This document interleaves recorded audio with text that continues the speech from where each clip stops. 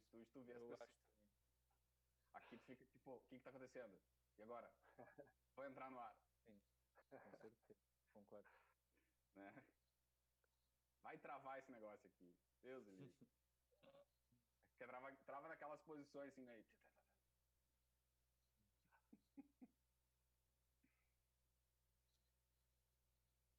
No estúdio o cara já tá ali, já vai acostumando. Assim. Entrosamento, né? Energia ali. É. Até eu botei aqui uma imagem pra ver pela internet ali a transmissão da TVE, mas não sei se também se vai estar no mesmo... Mas eu não sei se não tem um delay, né? Vai ter.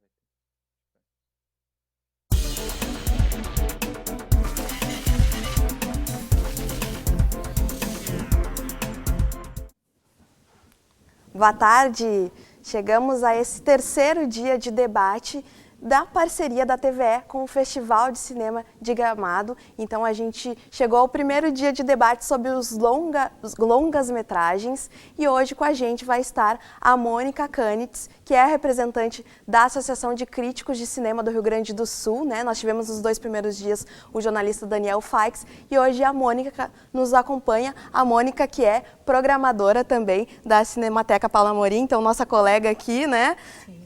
Bem-vinda ao programa, Mônica. A gente, então, que teve esses 2 primeiros dias voltados aos curtas-metragens que podem ser conferidos até hoje no streaming, né, do Canal Brasil. Então, no Canal Brasil Play, dá para conferir lá até hoje os curtas-metragens que concorrem ao Prêmio Assembleia Legislativa. E hoje, então, a gente debate os longas. Vamos ter aí 3 filmes de ficção hoje, né, Mônica, para debater, para conhecer um pouco mais, né?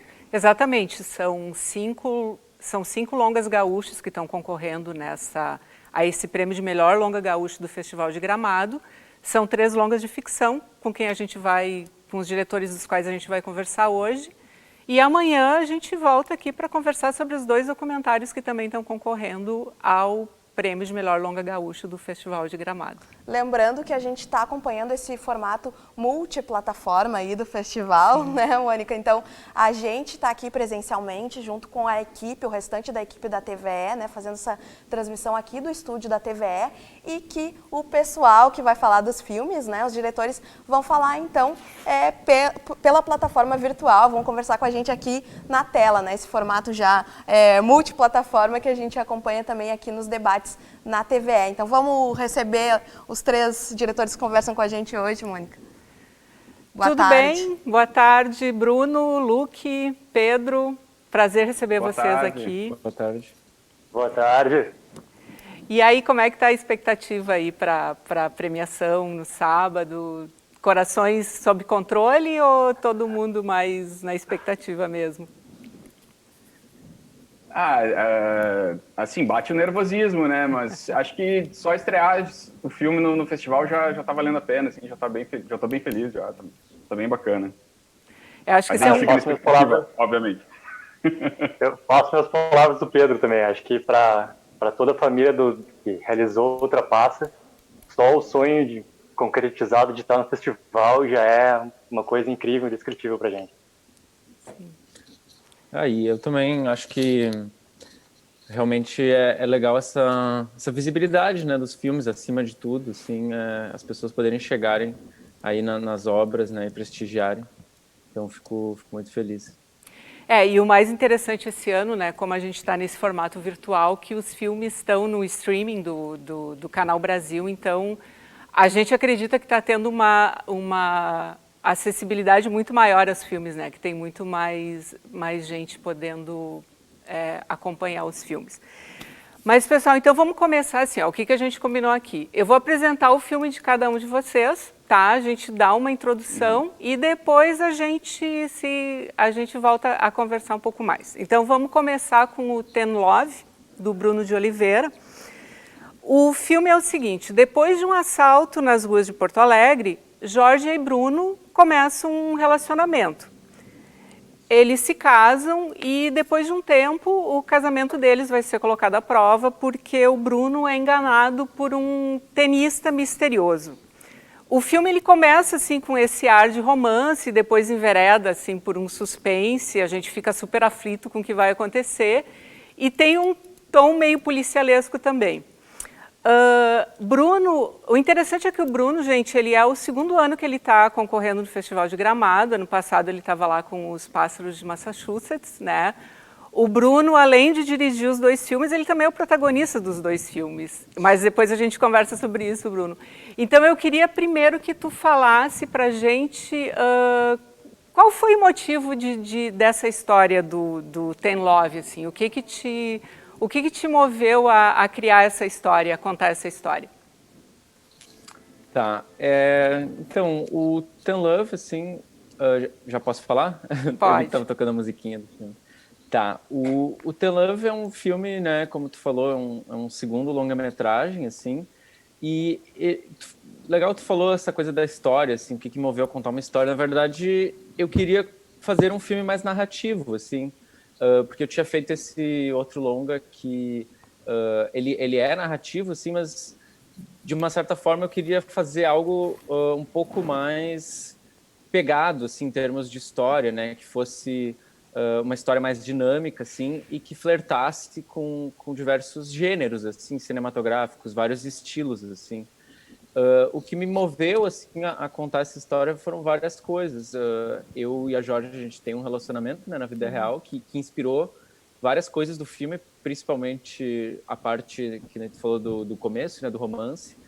E nessa época, assim, uma das coisas, na verdade, que foi assim a gênese do nosso relacionamento foram alguns filmes dos anos 2000, assim, com uma certa inocência, assim, um filme de romance dessa época que nos marcou, né? Porque a gente nasceu ali no início, metade dos anos 90, e a gente foi influenciado, assim, por um certo estilo cinematográfico.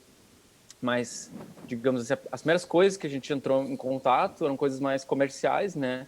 E eu acho que eu quis trazer um filme que trouxesse uma certa nostalgia, uma certa identificação com esse estilo de filme. E que nem eu falei, de brincar um pouco, subversão, né, de gêneros e de estilos. E é uma coisa que eu gosto de fazer, que é brincar um pouco com o tom do filme, né? Um filme que... Isso é uma coisa que eu tento fazer no formato de longa, né? Depois de ter feito alguns curtas, que é justamente aproveitar essa duração maior para brincar um pouco com a mudança, né? De clima, assim, de tom que vai se desenrolar e trabalhar essa questão do tempo, né? Mais esticado, assim, de um filme.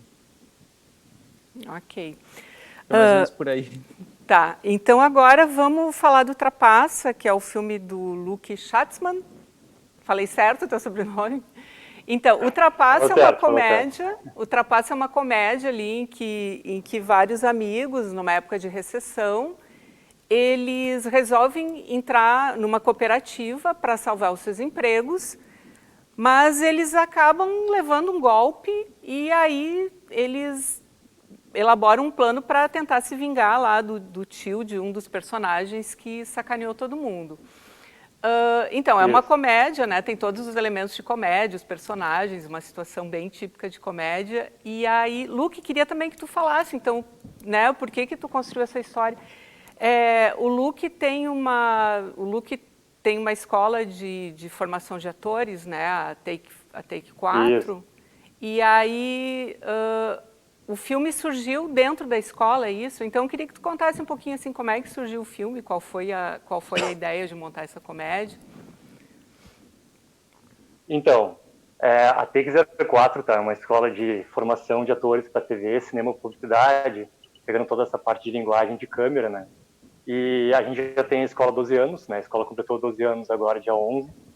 E o último módulo desse curso chama-se Projeto Cinema, onde os alunos, na conclusão do curso, gravam um longa-metragem. E pode até parecer inacreditável, assim, mas o Trapaça foi gravado em 11 dias. Tá? A gente tem 10 dias de diário e uma dia reserva. A gente gravou o Trapaça utilizando essa data reserva de 11 datas. E quando a gente estava durante o curso, tá, que essa turma do Trapaça, que é composta pelos 5 personagens principais, né, os 5 atores principais ali do filme, eles estavam trabalhando muito bem em todos os gêneros, porque como a gente é uma escola de formação, a gente precisa preparar para tudo. E a comédia começou a surgir como um elemento assim muito interessante no trabalho deles e algo que poderia ser desenvolvido muito bem por várias características que eles estavam apresentando durante o curso. Aí eu tive a ideia de fazer a comédia, tá? A Take nunca tinha feito um filme de comédia antes, foi o primeiro filme de formação que a gente fez como comédia, tá? Hoje a gente já fez mais de 35 filmes entre longas e curtas. E dei essa grande surpresa para eles que faziam uma comédia. Eles também, no primeiro momento, tiveram um certo receio de fazer comédia, porque é complicado fazer comédia, em qualquer outro gênero, de a gente acertar o tom que a gente está se propondo a fazer. E nisso a gente começou a trabalhar, muitas referências que eu tinha de filmes dos anos 80, tá? Que eu adoro filmes dos anos 80, principalmente todas as comédias do John Hughes. E a gente foi começando a montar, e como é um filme de formação, os alunos participam muito dessa construção também. Então, muita coisa que está no roteiro do Ultrapassa veio de referências que os alunos também tinham, e nisso eu ia incorporando no roteiro. Por exemplo, eu tive a ideia deles invadirem alguma coisa no final do filme, onde teria, né, essa invasão, esse assalto, para eles recuperarem a vida deles. Então, no princípio, já, um dos alunos, que é o Kaluan, que faz o personagem Alexandre, ele mora em Veranópolis, e a família dele em Veranópolis, uma das empresas da família é justamente uma fábrica de estofados, e nessa fábrica de estofados a gente incorporou para o roteiro do filme para ser a empresa que eles estavam trabalhando. Então, Ultrapassa, quando eu falo de família, que eu falei na minha apresentação inicial ali, é porque ele é composto por não só uma referência minha quanto autor ou diretor e tudo mais, entendeu? Ele é uma construção em conjunto de todos para a gente criar essa comédia e para a gente agora, já complementando, para a gente estar no Festival de Gramado, com esse filme onde a gente está participando de um sonho de formação, principalmente desses alunos, é algo assim, ó, incrível, que a gente está muito feliz com tudo isso que está acontecendo com a gente. E também, principalmente, a oportunidade de poder mostrar, não só dentro do festival, mas poder mostrar pelo Canal Brasil, essa oportunidade de mostrar, por exemplo, para minha família, que mora em Santa Catarina, que não teria como ter acesso a esse filme, e eles estão podendo assistir esse filme também. Então, tudo isso está sendo incrível para a gente. Legal. Bom, então agora a gente fala do Contos da Manhã, né, que é um filme do Pedro Marques, direção e roteiro do Pedro. E o filme é uma ficção científica, um filme pós-apocalíptico, assim, muito futurista, e o enredo dele é o seguinte: em 2165, a cidade de Porto 01, o último reduto de civilização da Terra, está sob a ameaça da zona de exclusão, que pode levar tudo à barbárie. A única pessoa que pode salvar a cidade de Porto 01 é Jefferson, um estudante do ensino médio que vive em 1999, quando o bug do milênio ainda era uma incógnita, né? Então, gente, o Pedro construiu uma história que une 1999 com 2165. E esse é o primeiro longa do Pedro, né? O Pedro já tem vários curtas, um trabalho grande na publicidade também. E Pedro, como é que tu teve a ideia de fazer um filme, né, desse tamanho, assim, sendo o teu primeiro longa? Conta pra gente, tu gosta muito de ficção científica? É um dos teus gêneros preferidos? Sim, Mônica, eu gosto muito de ficção científica, do universo fantástico. E até é uma coisa engraçada, porque uma vez eu descobri meio que ao acaso, assim, que eu gostava muito de ficção científica, olhando aqueles livros de 500 filmes que você precisa ver, sabe? Daí eu entrava assim, em cada um dos gêneros e via que o sci-fi eu tinha visto todos, né? Então é muito gênero que eu gosto, o universo que eu gosto de pensar e criar. O Contos da Manhã surgiu meio que ali por 2004, na verdade, quando eu comecei a escrever pequenos textos num blog que eu tinha sobre histórias do futuro, que aí eram essas histórias de Porto 01, e aí eu comecei a criar esse universo. A ideia original era fazer um curta-metragem, isso em 2007, 2008, foi quando a gente escreveu a primeira vez no edital para tentar a produção. Esse projeto foi crescendo, a gente foi tendo várias recusas em editais, até que, num determinado momento, eu pensei, bom, eu tenho várias histórias aqui que, somadas, dá um longa. E aí, inclusive, que surgiu a última história, que foi a do Jefferson, que é a de 1999. E aí eu pensei, bom, a gente já teve vários nãos, a gente já teve várias recusas em editais. Vou tentar aqui mesmo, eu tenho agora um roteiro de longa, vou tentar nesse edital. E a gente acabou ganhando. E aí isso foi em 2013, a gente começou a produção em 2014 e gravou 2014, 2015, 2016, a gente terminou as gravações, porque eram várias épocas diferentes. O filme tem a parte do passado, a gente gravou toda primeiro a parte do passado, depois a gente gravou a parte do futuro, também teve que ser fracionado em função dos atores, em função de locações e tudo mais, a gente acabou levando esse tempo. E aí, em 2016, a gente começou a montagem do filme, teve todo o processo de montar o filme, de compor a trilha sonora. E depois disso, mais 2 anos de pós-produção, basicamente 2 anos e meio que a gente ficou em pós-produção dos efeitos visuais e depois dos sons, e, né, de criar todas essas ambientes e tudo mais. Um trabalho longo, um trabalho bem grande, assim, que nem eu costumo comentar que em termos de tecnologia não é uma o diferencial do filme está na relação da escala, né? A gente tem quase 500 planos que a gente teve que ter alguma modificação, alguma inserção digital que a gente teve que transformar, seja para criar a cidade de Porto 01, seja para trocar a vista da janela, seja para remover algum elemento que tinha em 99 que não deveria ter, né, como split, por exemplo, de ar-condicionado, esses tipos de coisa. Então, a gente teve que fazer várias modificações e isso que deixa o volume, né, a escala do filme um pouco maior, assim. Na verdade, sempre eu penso que sempre quando eu vou pensar numa história, eu acabo sempre indo para o lado do universo fantástico, do sci-fi. É o que eu gosto, é o que me motiva, assim, tipo, se não tem, sei lá, naves, se não tem universos diferentes, não combina muito comigo. E o Contos do Amanhã tem a proposta de ser a apresentação e a criação de um universo, ou seja, apresentar esse universo diferente, esse universo futurista, e aí dentro disso tem várias histórias. Uma delas é a que a gente acompanha no filme do longa-metragem. Okay. Agora, uma coisa que me chamou a atenção nos 3 filmes é que os protagonistas são todos jovens, né? No Contos do Amanhã, o protagonista é um garoto do ensino médio. No Trapaça, são ali jovens que estão entrando no mercado de trabalho, né? Buscando o seu lugar no mundo.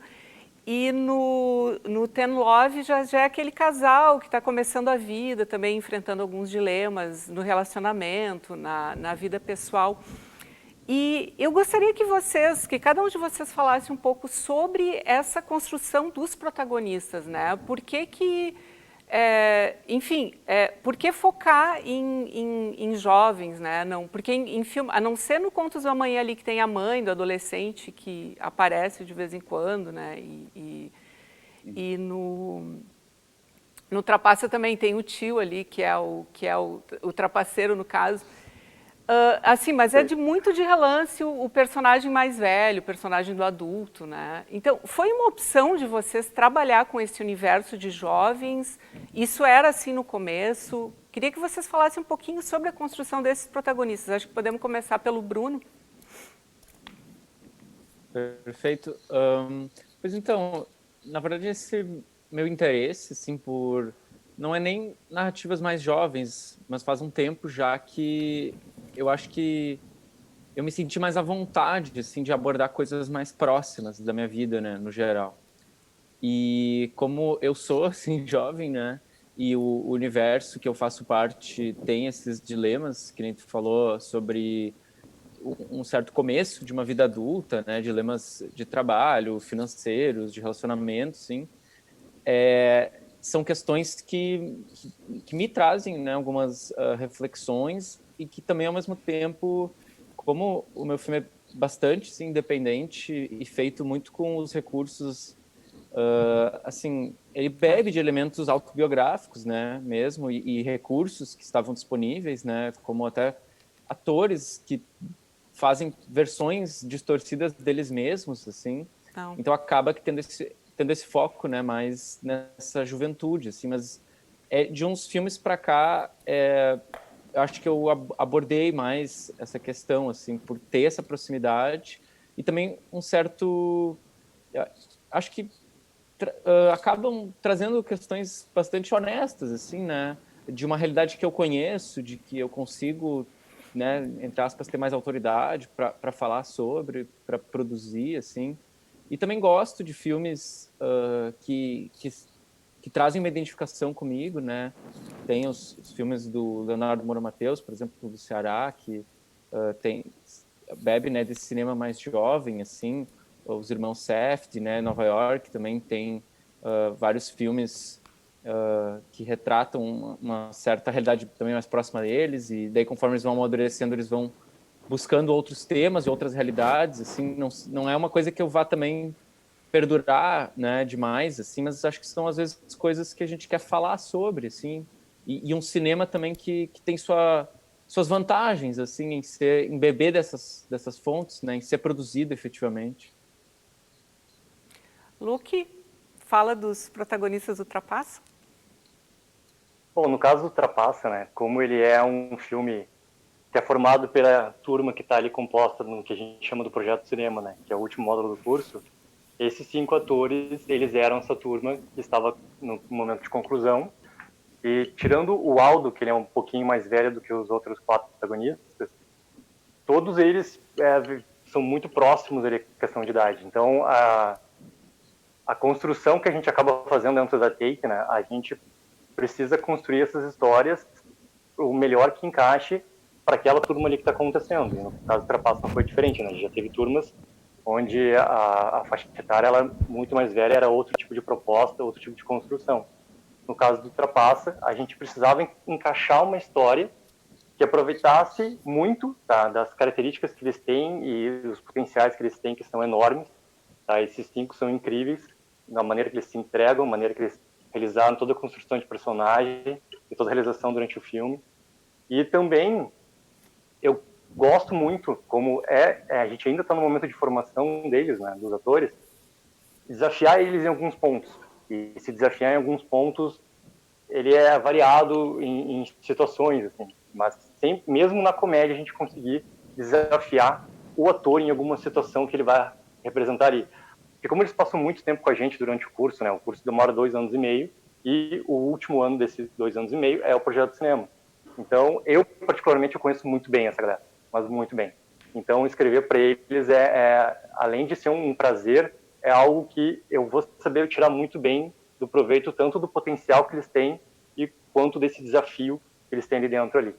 Então, querendo ou não, toda a construção, né, desses personagens é muito do que eles já têm no seu pessoal mesmo, na questão da faixa etária. Ok. Pedro, e a construção do Jefferson, enfim, do teu protagonista? Como é que foi? Porque... assim, Fala. Não, como eu tinha várias histórias, né, sobre o futuro, como eu tinha esses contos, porque a origem do nome está aí, né, eram vários contos sobre o futuro. No momento que eu resolvi transformar isso num longa-metragem, eu pensei, bom, falta algo que conecte todas essas histórias. Contar todas essas histórias não daria tempo, teria que ter algo que conectasse, né, todos esses contos. E eu pensei, bom, o que seria melhor para conectar, se não um jovem da década de 90, sabe? E aí, por que o jovem da década de 90? O final da década de 90? Porque eu fui um jovem do final da década de 90 e é onde eu conseguiria ter assim, maior referência, onde eu teria bagagem para poder criar aquela ambientação, pensar nos conflitos, principalmente os conflitos daquela época, daquela idade. Eu estudei no Julinho, eu estudei naquela sala onde a gente gravou, né? Aquilo ali são cenas que me remetem à época, né? Assim, dos diálogos, daquela ambientação. Então, eu pensei, bom, eu vou ficar aqui nesse ambiente que eu considero mais seguro e que eu consigo trabalhar legal eles, né? Consigo trabalhar bem esses personagens. Se fosse para hoje, teria muita dificuldade de lidar com jovens que não só tem o Luke, que tem essa proximidade, assim, de estar ali, de repente, né? Enfim.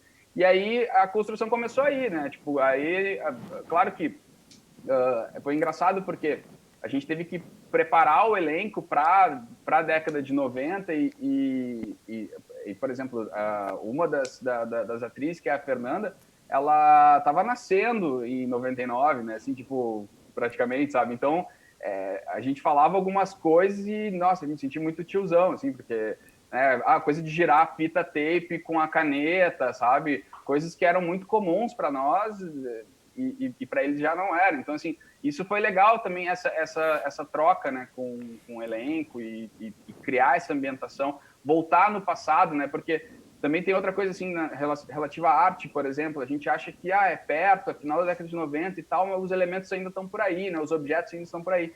E não estão, é difícil, às vezes é difícil achar um Walkman que funcione, achar um telefone com fio que funcione, um tênis específico. Então, todas essas coisas, esses detalhes que fazem parte do cenário, fazem parte do ambiente, né, que a gente está tentando criar, foi um grande desafio, assim, né? Então, e aí o principal objetivo foi esse, assim, de ir para um espaço onde principalmente um ambiente onde que eu acredito, né, que o jovem tem ali uma série de desafios, uma série de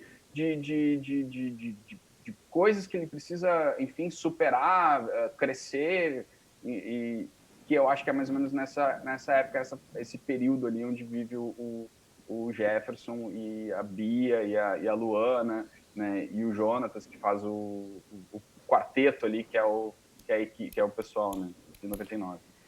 Pedro... Ai, desculpa. Não, tranquilo.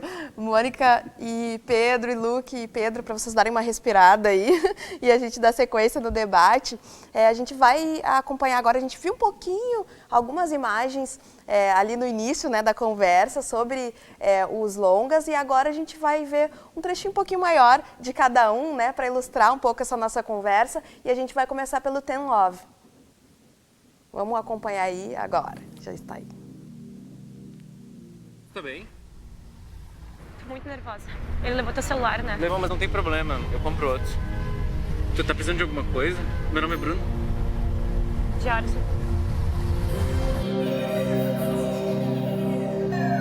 Tu veio de Porto Alegre. Tá, e tu sabe bem o que tu tá fazendo aqui.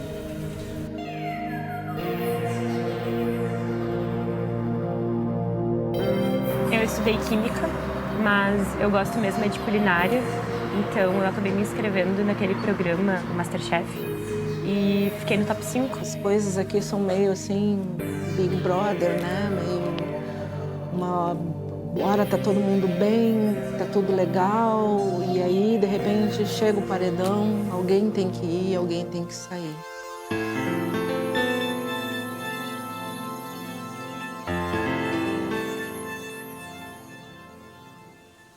Vimos aí então Ten Love e agora a gente vai ver o trailer de Trapaça.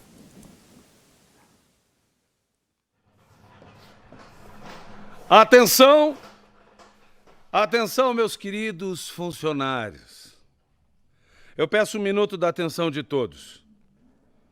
Peço a todos que logo depois que encerrarmos o expediente, compareçam à sala de reuniões para um comunicado de emergência. Pessoalmente, é um aviso prévio, é isso? Nós temos uma segunda chance. Uma cooperativa. Se cada um quiser entrar nessa cooperativa, vai ter que se arriscar. Se arriscar muito. Mas mesmo quem não entrar vai acabar se ferrando, né? Sim, a gente tem que ter uma certeza que isso vai dar certo. Sim, mas como, Paty? Alguém ia ter que falar com o Marcos. Alguém que seja próximo a ele. O problema é que eles têm medo de dar o próprio dinheiro e acabar perdendo tudo. Então eles querem uma garantia. Exatamente. Querem ouvir isso. Isso. E sabe quem é que vai dizer isso pra eles? Sei. É tu. Exatamente. Que? Teus amigos confiaram em ti? O que a gente pode fazer agora? Que tipo de pergunta é essa, Alexandre? E agora a gente vai ver o Contos do Amanhã, o trailer aí. O anarquista surgiu na metade do século XIX e teve como seu principal idealizador... Tá, mas me conta mais. Sei lá, Bia, eu preciso ouvir os arquivos para poder entender direito. Jeff, reunião amanhã, tá? Não esquece. Eu não vou esquecer. Acorda, cabeção. Isso nunca vai acontecer. Só se for conto de fadas do nerd e a princesa guerreira. Esses dois não têm futuro. Isso eu até desconfio. Mas o assunto sério.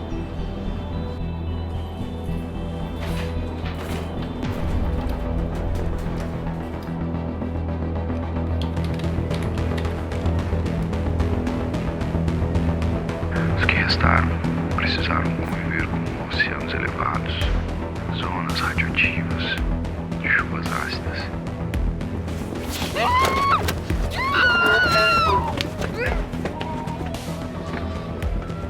Pragas e doenças. A falta de alimento gerou uma guerra sem precedentes. Deu para sentir o clima aí, né, Mônica? E apimentar um pouco mais a nossa conversa, né? Lembrando que os filmes estão à disposição no canal Brasil Play para quem quiser acompanhar. A gente tem reforçado isso, né? Dá para conferir lá na íntegra. E vamos seguir com o papo então, Mônica. Tá, acho que aproveitando ali o trailer do Contos do Amanhã, Pedro, eu queria que tu falasse para a gente um pouco quais foram as tuas referências para construir esses cenários futuristas, enfim. Qual é aquela locação ali, né, daquela situação completamente pós-apocalíptica, assim, tudo em ruínas? Queria que tu falasse um pouquinho para a gente dessa ambientação também. E como tu tinha falado há pouco, em 1999 tinha aqueles computadores antigos, tinha um telefone de luzinha, né? E fala um pouquinho assim dessa ambientação da direção de arte, como é que foi trabalhar com dois tempos tão opostos assim no teu filme?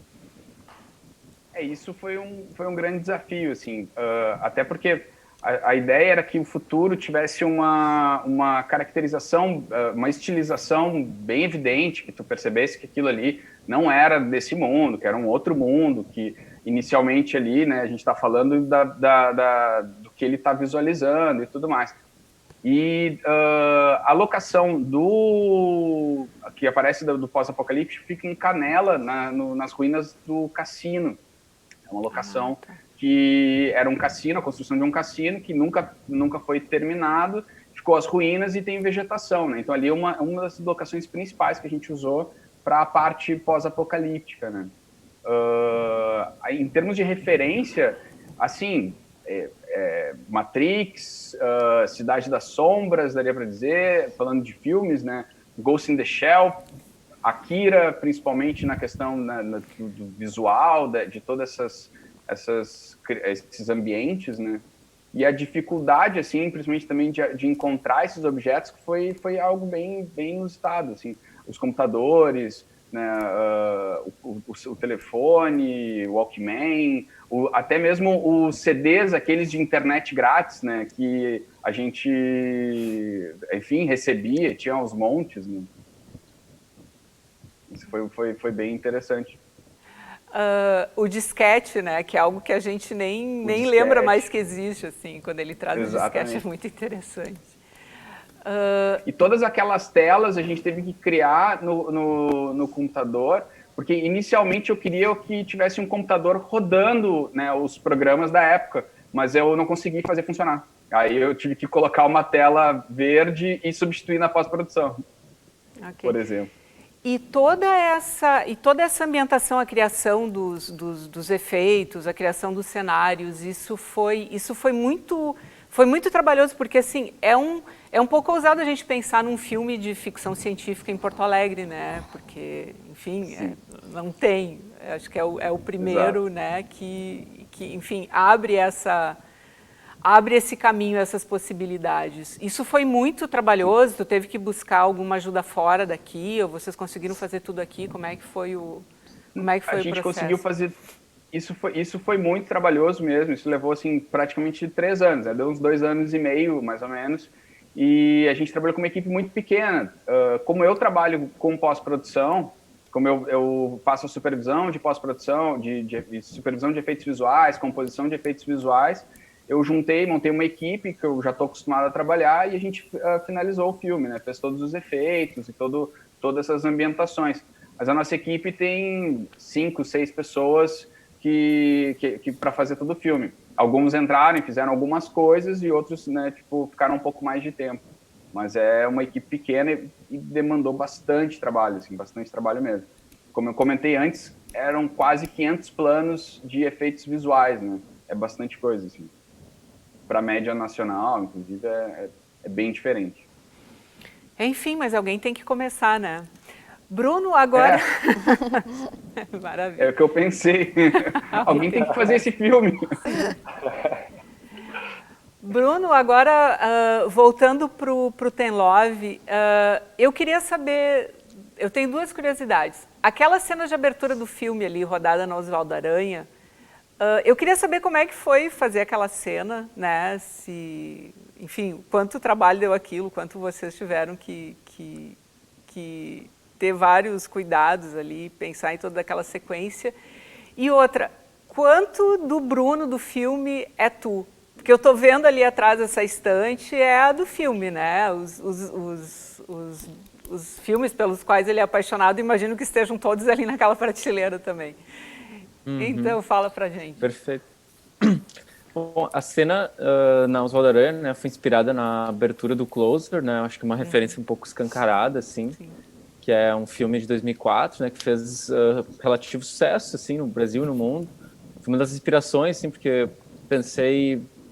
tipo de filme, assim, mais dramático, assim, com temas um pouco mais de adultos, assim, de relacionamento, que não vejo tanto, assim, queria um apelo mais pop, e queria homenagear esse filme, que foi uma das referências, assim, da questão da dramaturgia, como o filme joga, assim, com essa coisa do zoom, assim, na relação a dois, muitos diálogos a dois, né, um pouco dessa inspiração meio teatral, assim, para a construção de cena, e a cena em si do assalto, tipo, o filme foi gravado com uma estrutura bastante enxuta, assim, era cada diária dependia, assim, né, do escopo para acontecer, mas as diárias mais básicas, assim, por exemplo, as internas era só eu e a Jorge, aí as externas, aí eu tinha um diretor de fotografia comigo, que fotografou comigo, e o vilão do filme, né, um dos vilões ali, o Z, ele também ele captura o som, assim, então uma estrutura assim, de 4 pessoas nessa diária específica da abertura, foi feito num sábado, na Oswaldo Aranha, com ela lotada, assim, e foi bastante complicado, mas é slow motion, né, então a cada 10 segundos que tu grava em slow motion, eu tinha 50 segundos depois para manipular, então a gente fez ela meio rápida, assim, ficou algumas horas ali, no meio, assim, da correria, né, ali um tempo bem antes, né, da pandemia, assim, bastante movimento mesmo, num sábado, final da manhã, e tu pode notar que tem erros, assim, de continuidade, né, de um plano para o outro, mas como a cena ela é editada, né, de uma forma que tu foca ali nos personagens, não se nota muito, assim, eu acho, mas ela foi feita assim meio na correria, foi difícil, acho que para editar, principalmente para achar os trechos, mas a gente fazia tipo, vai lá, vem, olha, daí assim, a gente queria multidão, né, para ter esse efeito do Closer mesmo, de ter esses pedestres em Porto Alegre, porque tinha que representar essa indiferença, assim, né, quase como uma crítica, assim, tipo, tu é assaltado no meio da multidão e ninguém faz nada, assim, então, cada vez que tinha uma multidão se aproximando, a gente dizia assim, vai lá, corre, daí eu ia lá e caminhava junto com a multidão em velocidade normal, né, para depois desacelerar, assim. E em relação ao personagem do Bruno, assim, eu acho que ele é uma visão bem ficcionalizada, assim, e glamourizada até da minha persona, tipo, eu lembro que eu comecei, assim, essa questão mais criativa fazendo desenho, em quadrinho, assim, eu criei um personagem, um super-herói, assim, que era eu mesmo, assim, quando eu tinha uns 12 anos, e eu acho que tem coisas no personagem que lembram um pouco desse desejo, assim, tipo, uma das coisas que eu acho que tá ali no filme é uma influência do primeiro filme do Homem-Aranha, lá de 2002, do Sam Raimi, que é um filme que, tipo, eu adorava, assim, quando eu era criança, e eu, de alguma forma, quis ser, sabe, o herói do filme, assim, então é uma tentativa, assim, de... acho que de realizar um sonho, talvez, até de uma criança, assim, de ser o herói num filme, né, num próprio filme, ser essa coisa meio Peter Parker, assim, de, sabe, a pessoa meio... o nerd ali, esculachado, daí ele fica com a garota, assim, então tem essa tentativa de inocência, assim, e aí acho que tem muitas diferenças entre o personagem, mas acho que o personagem ele é mais bonzinho, assim, ele tem essa coisa do herói, né, enfim... Não sei, tem algumas coisas semelhantes, mas eu acho que o personagem ele é mais puro, assim, até pode-se dizer que ele é mais flat, assim, né? Não vou dizer mais raso, assim, mas ele tem uma aura, né, uma casca mais bondosa, eu acho, assim. Sim. Ele é tão puro que ele se deixa enganar de uma maneira cruel demais, né, gente? Assim, inacreditável entregar todos os equipamentos da produtora na mão de um cara que tu mal conhece. Enfim, Exato. assim, acho que é uma inocência. Tem uma pegada quase de ingenuidade, né? E assim, Exato, aproveitando esse gancho, né, pro Luke, eu acho que o teu filme também, assim, tem uma ingenuidade nos personagens, né? Tem essa...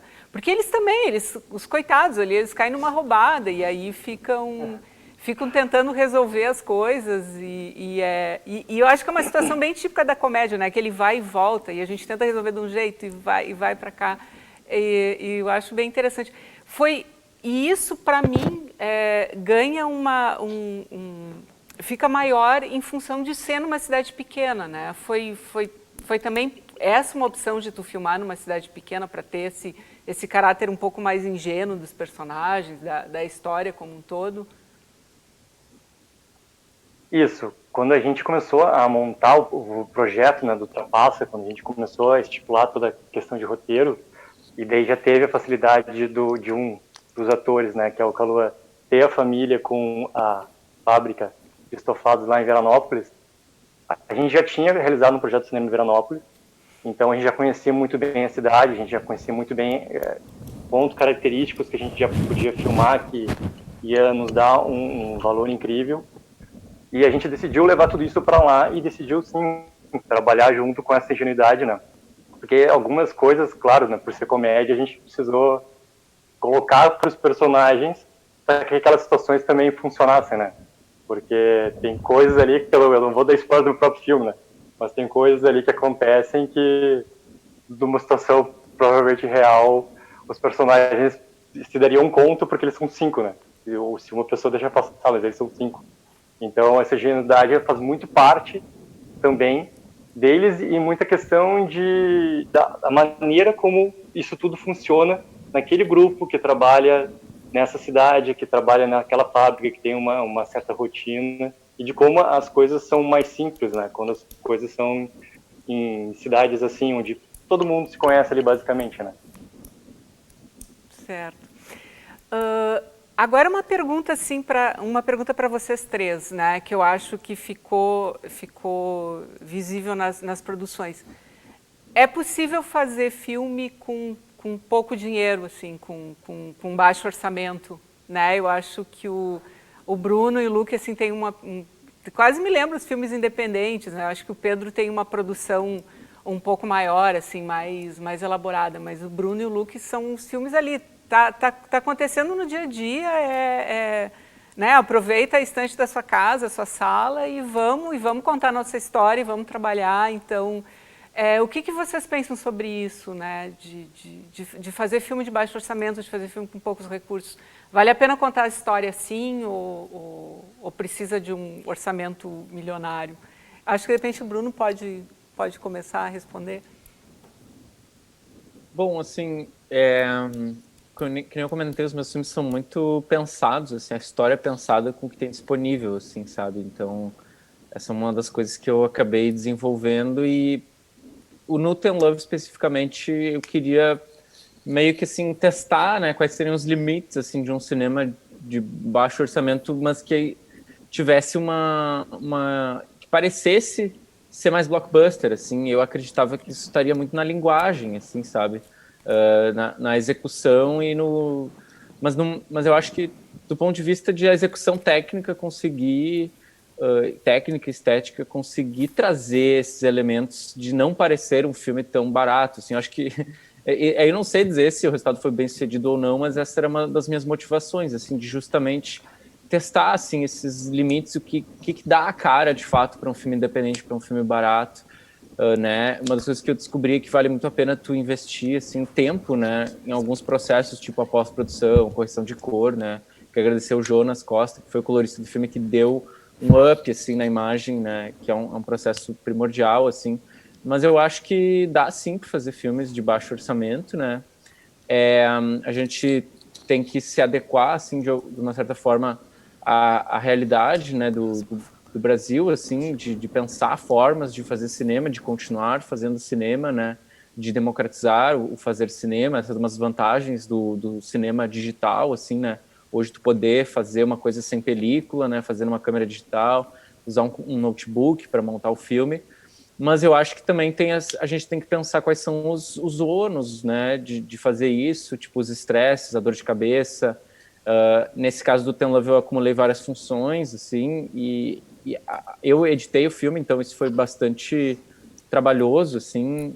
Eu acho que tudo que não for dinheiro, né, recurso em dinheiro é tempo e responsabilidade para alguém, assim, né? E aí tu tem que medir qual é a motivação, qual é o envolvimento daquela pessoa com aquilo e o quanto ela consegue abraçar, assim. Eu acho que sim, é possível, e nesse filme particularmente também descobri quais são as coisas que eu acho que são legais, assim, de tu ter, né, mais recursos, assim, disponíveis. Acho que sempre dá para contornar, mas também tem a questão das ferramentas, né, do cinema, que fazem bastante diferença, né, tipo câmera, microfone, acaba fazendo diferença, assim. Mas eu acho que tu tem que ver o que faz sentido para tua história, o que tu precisa, o que vai otimizar, né, também. Às vezes, muitos equipamentos, tipo, a gente não teria como gravar com muita tralha desse jeito que a gente fez no Abertura, né, como a gente fez ali no Oswaldo Aranha, que, inclusive, é bom, às vezes, ser discreto para filmar coisas nas ruas, né, no meio uma coisa quase documental, assim, no meio ali de vários figurantes, para trazer um certo naturalismo, assim. Então, são várias coisas, assim, que eu penso sobre isso. Mas acho que dá, sim, para fazer, só tem que ver qual é o tamanho, assim, do monstro que tu está abraçando, assim, para si, para substituir essa terceirização, às vezes, que te alivia, né, de algumas responsabilidades e acaba trazendo também outros olhares criativos na produção, que no caso de uma produção independente, tu acaba abraçando muita coisa, né, e o filme pode trazer alguns vícios, assim, por ter algumas pessoas que abraçam muitas funções, né. Certo. Luke? Eu tenho certeza que sim, cara. E até a história, não só minha, mas a história da Take, ela mostra isso. A gente sempre realizou muito com pouco. E a gente só consegue realizar também porque a gente tem todo um apoio para que isso aconteça, tá? Não só da turma que estaria envolvida, que abraça o projeto, ela abraça o projeto, porque como por ser projeto de formação, a gente acaba mostrando que, cara, a gente não faz cinema sozinho, a gente precisa ter literalmente que todos estejam juntos, né, para que aquela rodinha possa rodar da mesma forma, e a gente tem que entender que todo mundo ali, não importa se eu sou o diretor e ele é, sei lá, um ator que vai fazer uma figuração no dia, cara, nós temos a mesma importância para que aquele projeto aconteça, entendeu? E isso tudo a gente passa dentro da Take, a gente passa para os alunos, e o projeto de cinema, ele representa muito isso também. Representa também com todos os profissionais que vêm trabalhar com a Take, eles vêm trabalhar baixando muito o que seria o ganho deles e deixam de trabalhar em outras produções, inclusive de publicidade, onde eles vão ganhar muito mais, por acreditar muito no que a Take faz e por acreditar muito na formação desses atores e o que isso representa também depois, não só para a vida deles pessoal, dos atores em si, mas também para o mercado de trabalho, de poder conhecer novos atores, poder conhecer toda uma nova geração que vai surgindo. Então, aquela frase que nesse momento a gente está no Festival de Gramado, entendeu? Isso para a Take representa muito, para toda essa família Trapaça representa muito. E aquela frase do se você tem um sonho, cara, faz, porque com planejamento, a criatividade, ela sempre vai precisar existir, não importa se tem dinheiro, se não tem dinheiro, se precisa ter criatividade, não adianta ter dinheiro, não ter criatividade, não vai fazer nada. E é isso, cara, se tem um sonho, cara, realiza, porque assim como o Bruno, cara, a gente não pode deixar de fazer as coisas, porque a gente, naquele momento, a gente coloca empecilhos, entendeu? É óbvio que a gente tem orçamento, conta muito, mas a gente pode sim fazer, a gente pode sim. Legal. Pedro? Assim, eu acho que ter um orçamento, seja qual for o tamanho dele, é fundamental, porque, né, claro, a gente precisa, enfim, tem todo um custo, e também tem uma questão, assim, de desenvolver profissionalmente o mercado, desenvolver o que seria uma indústria, né, assim, o que poderia vir a ser uma indústria. É fundamental. Agora, não pode ser um limitador também, né? A gente não pode ficar ali, meu orçamento é X, eu não posso fazer filmes tais, né? Eu só posso fazer filmes até certo ponto. Não, a gente tinha um orçamento, por exemplo, a gente ganhou um edital do FUNPROARTE, que eu não lembro de outros longas, assim, acho que tinha um longa antes que tinha sido feito com o FUNPROARTE, que era um valor bem baixo, e a gente conseguiu também viabilizar a partir de uma série de processos que a gente modificou, que a gente foi pensando em como conseguir o melhor das ferramentas, dos recursos que a gente tinha para contar aquela história. Inicialmente ninguém acreditava que a gente conseguiria fazer um filme de ficção científica com o orçamento que a gente tinha. Então, assim, a gente foi lá e pensou de forma criativa em como melhorar, né, cada cena, como fazer para tirar o melhor das ferramentas que a gente tinha, da equipe que a gente conseguiu montar também. Então, acho que tudo isso, assim, né, tudo que o Luke falou, que o Bruno falou, assim, é bem isso. O cinema é feito em equipe, então a gente precisa de uma equipe legal, de pessoas que estão abraçando a causa. E, obviamente, que todo mundo precisa receber por isso, né? Então, é importante que tenha esses recursos, mas eles não podem ser limitadores. Eu acho que não pode limitar a história só por causa do orçamento. Ainda mais em momentos de crise, né? Como a gente está vivendo agora. Eu acho que a gente tem que pensar mais ainda de forma criativa, pensar em formas de conseguir financiar e viabilizar e fazer. A gente tem que fazer filme, né? Não pode parar. Legal. Bom, gente, nós estamos assim nos minutos finais aqui da nossa conversa, o tempo passou super rápido, e eu não queria deixar de perguntar para vocês qual é o próximo projeto de vocês três, tá? Então, só vou pedir para ser assim bem breve para a gente não avançar no tempo aqui. Bruno, tu já está com algum projeto aí a caminho? Já está pensando em algum novo longa? Eu terminei de escrever bem recentemente um projeto de um terceiro longa, né? A ideia é filmar ainda esse ano. Foi um roteiro também pensado no que tinha disponível e pensando nesse cenário de pandemia, assim. Então é um filme diferente, que bebe bastante da literatura. Eu tenho vários filmes na cabeça, assim, então às vezes não sei dizer se realmente esse vai ser o próximo, se outro vai vir na frente, né? A minha ideia é, ano que vem, fazer, né, mais filmes, assim, e desenvolver narrativas simples, assim, né, com diferentes estéticas, mas esse projeto em particular, ele bebe um pouco de uma coisa mais que me interessa, que é o estudo da simbologia, assim. Então, penso em ir mais no extremo, assim, dessa questão que acho que está no Ten Love, das simbologias, das metáforas, né, de uma coisa um pouco lúdica, mas com um tom, se no Ten Love a gente tem um tom mais inocente, assim, eu queria explorar um oposto, assim, uma coisa um pouco mais provocativa, assim, e até, assim, mais sombria, né, mas que eu posso dizer de referências, tipo, esse projeto foi inspirado um pouco pelo O Farol, né, do Robert Eggers, que é um filme preto e branco, né, que remete a uma estética mais de filmes mais antigos. Estou assistindo bastante filmes dos anos 40, 50, assim, e também acho que é um filme que dialoga um pouco com as coisas que eu já fiz nos curtas-metragens, assim, que também possui uma linguagem mais experimental, assim, e vai abordar essa questão da cinefilia, do fazer cinema, o que isso representa para uma pessoa, o que ela precisa para fazer um filme, discutir essas questões, e daí jogar um pouco brincar com essa linguagem dos gêneros, né, de colocar vários gêneros dentro do mesmo filme, assim, e fazer o espectador participar dessa viagem, assim, que é navegar por estilos cinematográficos, assim, e embarcar numa certa cinefilia dentro do filme, assim, é uma coisa meio maluca. Obrigada, Bruno. Luke, qual é o teu próximo projeto? Bom, primeiro, eu sou professor da TEC04, né? Então a gente está, assim como todas as instituições de ensino, também esperando que tudo seja seguro para que a gente possa voltar. A gente tem alunos a partir dos 6 anos e até as jovens crianças que são eternos, né? E a gente está esperando que tudo seja seguro para a gente voltar. Essa é uma parte. E dentro de projetos, especificamente da parte de cinema, né? A gente tem projetos para finalizar, que são os outros filmes do projeto de cinema que iriam estar prontos esse ano, e com tudo que aconteceu, foi tudo para 2021.